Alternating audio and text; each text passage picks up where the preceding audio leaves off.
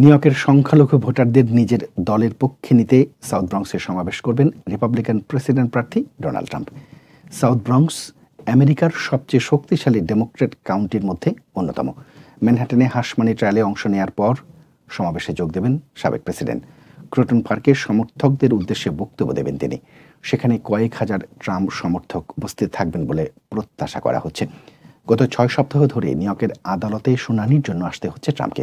সে কারণেই আশেপাশে সমাবেশের পরিকল্পনা করছে রিপাবলিকান প্রচার শিবির।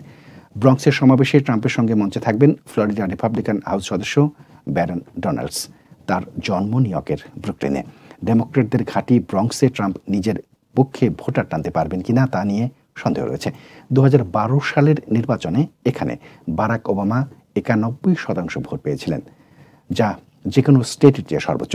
2022 সালে জো বাইডেন এখান থেকে 83% ভোট পান। ট্রাম্প পেয়েছিলেন মাত্র 16% ভোট। ব্রঙ্কসের 65% বাসিন্দা হিস্পানিক এবং 31% কৃষ্ণাঙ্গ।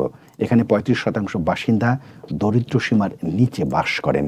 সাউথ ব্রঙ্কসে এর আগে রোনাল্ড রিগানও সমাবেশ করেছিলেন।